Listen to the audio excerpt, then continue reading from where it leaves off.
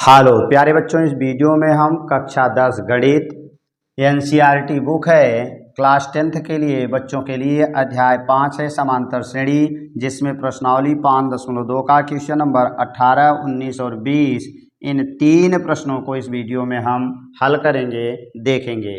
आइए चलते हैं, प्रश्नों को सॉल्व करते हैं। तो हमारा प्रश्न संख्या पहला आता है 18।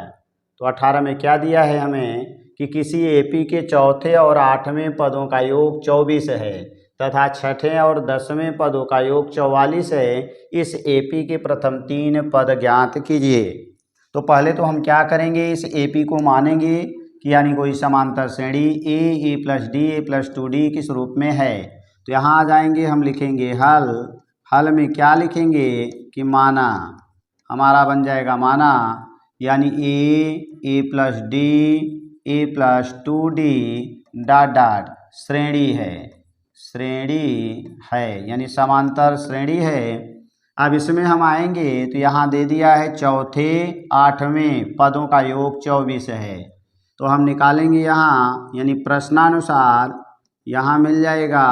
प्रश्नानुसार एक पद हमारा दे दिया है चौथा यानी T4, दूसरा 8वां T8 बराबर, दोनों का योगफल उसने 24 दिया है। और चूंकि हम जानते हैं हमारा सूत्र Tn बराबर होता है a plus n minus 1 into D. तो यहाँ चौथा पद निकालेंगे तो a प्लस 4 माइनस 1 हो जाएगा इंटू डी। 8वां निकालेंगे तो a प्लस 8 माइनस 1 होगा इंटू डी। ये बराबर हमारा 24 हो गया। यानी यहाँ मिला a प्लस 4 में से 1 घटाएंगे तो 3d प्लस a प्लस 8 में से 1 घटेगा 7d बराबर 24 हो जाएगा। a और a मिलके 2a प्लस 7 3 10d बराबर 24। 2 हम कॉमन ले लेंगे तो a प्लस 7d और ये बराबर 2 कॉमन ले लिए तो a प्लस 5d हो जाएगा। 2 का भाग दे देंगे तो 5d बराबर 24 होगा। अब 2 का भाग दे देंगे तो a प्लस 5d बराबर 2 का भाग देंगे तो 12 आएगा। समीकरण नंबर 1 बना लेंगे। इसके बाद हम आ जाएंगे तो दिया है छठे और 10वें पदों का योग यानी T6 प्लस T10 और ये बराबर दे दिया है हमारा 44 है। अब यहाँ मान रखेंगे तो a प्लस 6 माइनस 1 यानी 5d प्लस a प्लस 10 में से घटाएंगे तो 9d बराबर हो जाएगा 44। a और a मिला के 2a प्लस 9 5 14d बराबर होगा 44। अब इसके आगे यहाँ आ जाते हैं तो 2a प्लस 2 कॉमन ले लेंगे तो a प्लस 2 का भाग देंगे तो 7d बराबर हो जाएगा 44। 2 का भाग देंगे प्लस 7d बराबर होगा 44/2 22 आ जाएगा। यानी मिला a प्लस 7d बराबर 22। समीकरण नंबर 2 हो गया। समीकरण 1 था a प्लस 5d और ये बराबर हमारा था 12। ये समीकरण नंबर 1 था। घटा देंगे तो ये कैंसिल, घटेगा तो 2d बराबर, इधर घटाएंगे तो हमें 0 10 यानी d बराबर 2 का भाग दे देंगे 5 आ जाएगा। अब हम समीकरण 1 से यानी 1 में हम d का मान रखेंगे तो a प्लस 5d था, a प्लस 5d बराबर था 12। तो यहाँ आ जाएंगे a प्लस 5 गुणे 5 बराबर 12 मिला तो a बराबर 12 माइनस 5 5 25, घटा देंगे तो माइनस 13 आ जाएगा। अब हमारी जो श्रेणी बनेगी वह हमारी श्रेणी, यहाँ आ जाएंगे तो श्रेणी क्या मिलेगी, यही आंसर बन रहा है a plus D A plus 2d और डॉट डॉट। तो a का मान हमने पा लिया है -13, तो -13 लिखेंगे। फिर आगे आएंगे तो a प्लस डी करेंगे, 13 में 5 जोड़ेंगे तो -13 प्लस 5, अगला बन जाएगा -13 प्लस 5 गुणे 2 डॉट डॉट। यानी मिला -13 और 13 में से 5 घटाएंगे तो -8 होगा। फिर 5 और घटाएंगे तो -3 आ जाएगा डॉट डॉट, और यही हमारा आंसर बन जाएगा। तो आगे हम आते हैं, प्रश्न संख्या 18 था, अब आगे ले लेते हैं हम 19 नंबर। प्रश्न संख्या 19। तो 19 में क्या दिया गया है 19 में कह रहा है सुब्बा राव ने 1995 में 5,000 रुपये के मासिक वेतन पर कार्य आरंभ किया और प्रत्येक वर्ष 200 रुपये की वेतन वृद्धि प्राप्त की। किस वर्ष में उसका वेतन 7,000 रुपये हो जाएगा। तो यहाँ हम आएंगे हल में हमें क्या मिलेगा। तो पहला दे दिया है हमारा कि पहला 5,000 रुपये वेतन था, फिर इसमें 200 रुपये की वृद्धि हुई, तो यानी कह रहा है प्रत्येक वर्ष 200 रुपये की वृद्धि हो गई तो 5200 बन गया, फिर 200 जोड़ेंगे तो 5400 बन जाएगा डॉट डॉट। और वेतन कहाँ तक पहुँचना चाहिए, 7,000 रुपये तक। अब इसी का हमें यन का मान निकालना है। तो ए बराबर हमें मिलेगा 5,000 और डी निकालेंगे तो यही इसमें से घटाएंगे तो जो 200 और यन का मान हमें निकालना है और अंतिम पर टी एन बराबर दे दिया है, कितना है 7,000। तो हमारा सूत्र है टी एन बराबर A plus N minus 1 into D. T N का मान हम रखेंगे 7,000 बराबर ए का मान है 5,000 और प्लस एन का मान ज्ञात करना है और डी का मान उसने दे दिया है हमारा 200 रुपये है।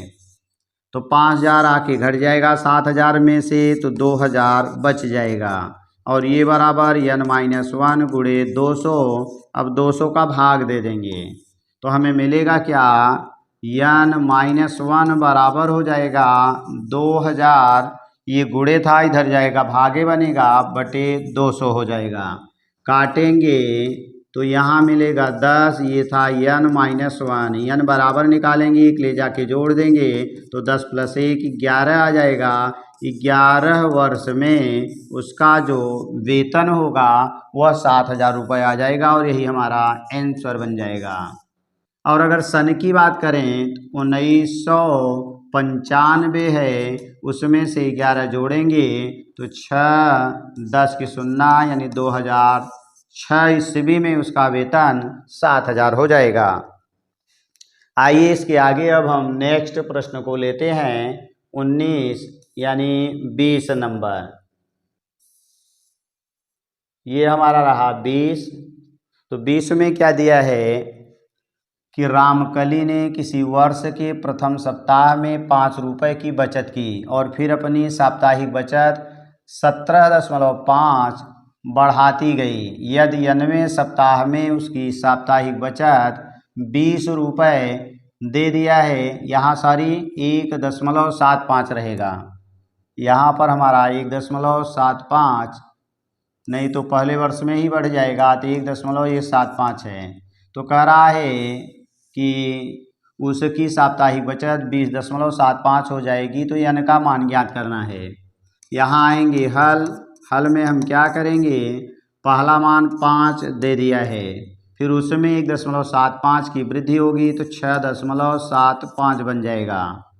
फिर 6.75 में जब हम 1.75 जोड़ेंगे तो 14 1 15 5 हासिल 1 8 यानी बन जाएगा 8.50 डॉट डॉट और ये कह रहा है 20.75, यही एन वर्ष में होगा। तो इसको हम इरेज कर देते हैं।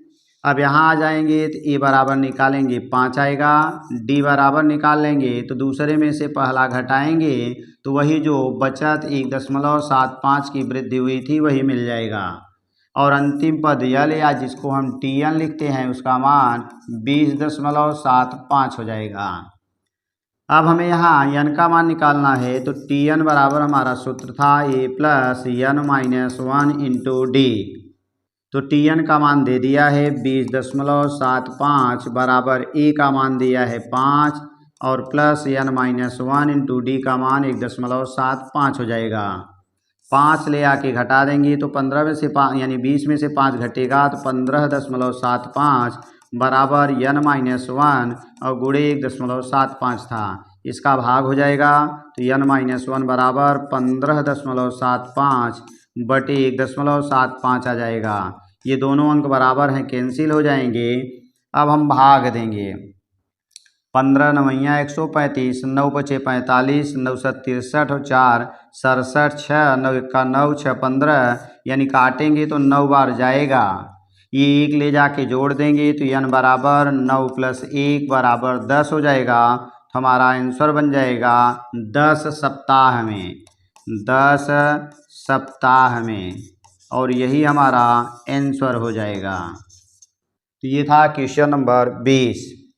तो थैंक्स फॉर वाचिंग। इस तरह के वीडियो को देखने के लिए चैनल को सब्सक्राइब करें तथा वीडियो को लाइक करें। धन्यवाद।